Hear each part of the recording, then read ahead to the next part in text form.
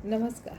हिंदुस्तान एक खोज में मैं आपको बिहार की झलकियाँ दिखा रही हूँ अपने कहानियों के द्वारा, एक एक जगह के इन्फॉर्मेशन के द्वारा। मैं अभी बिहार के रत्नों, कलाकार रत्न जो हैं बिहार के, उनके बारे में बता रही हूँ। अभी मैं आपको आज के एपिसोड में बिहार के रत्न महेंद्र मिसिर के बारे में बताने जा रही हूँ। महेंद्र मिसिर वो शख्सियत है जिनको कोई आज तक बिहार में भुला नहीं पाया है। चाहे वो मजदूर हो, उनके गायकी से उनको याद करते हैं। उससे जो शिक्षित वर्ग है उनकी पुस्तकों से, गायकी से तो हर वर्ग याद करता है उनको। उनकी गीत आज भी कोई नहीं भूला है।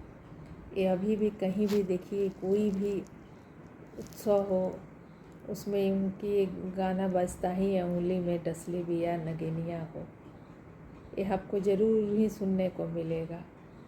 कितना जनरेशन ये गाने को सुनते आ रहा है और आज भी वो उतना ही लोकप्रिय है। सब किसी से भी पूछिएगा तो भोजपुरी के गानों में सबसे पसंदीदा गानों में से एक ये गाना है, सबको बहुत पसंद आता है। तो मैं आज महेंद्र मिसिर के बारे में बता रही हूँ, जिनको गायन में तो महारत हासिल थी ही, शास्त्रीय संगीत में भी उतने ही महान थे, सिद्धहस्त थे। मैं बात कर रही हूँ कि अगर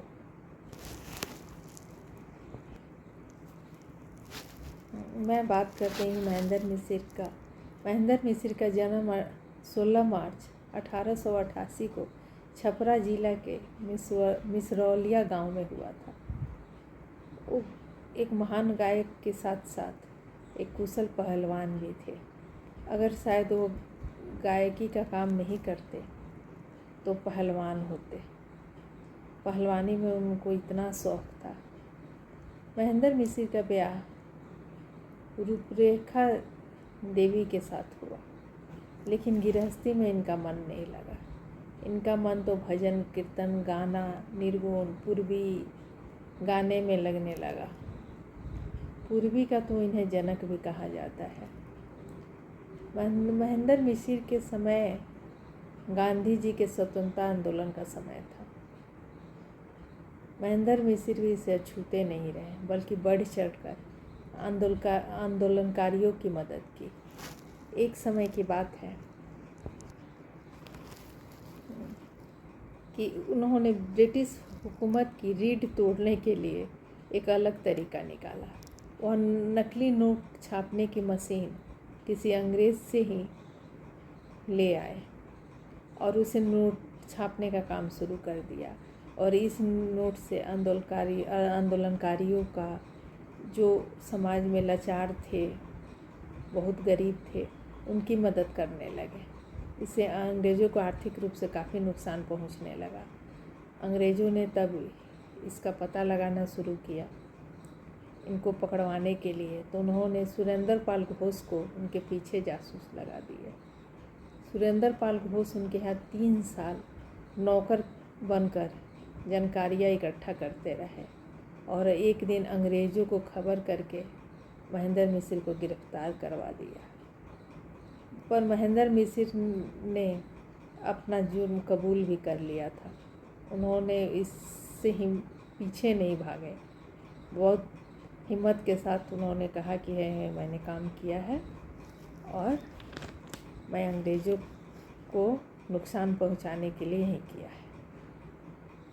महेंद्र मिसिर ने विश्वासघात करने पर सुरेंद्र पाल पर एक गाना लिखा था, पाकल पाकल पनवा खिलौले रे गोपी चनवा, प्रीतिया लगा के ना, मोहे भेजले जेल खानवा, प्रीतिया लगा के ना।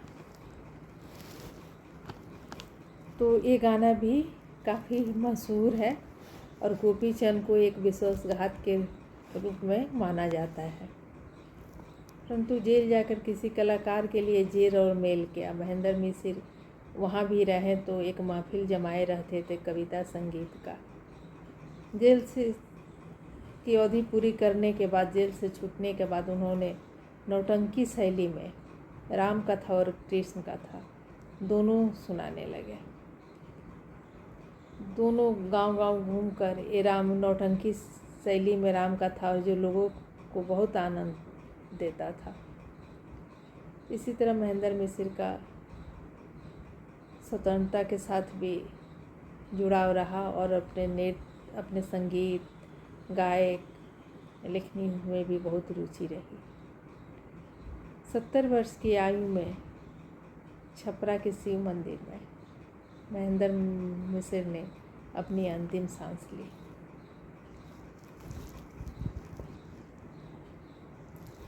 आज मैंने महेंद्र मिश्र के बारे में बताया।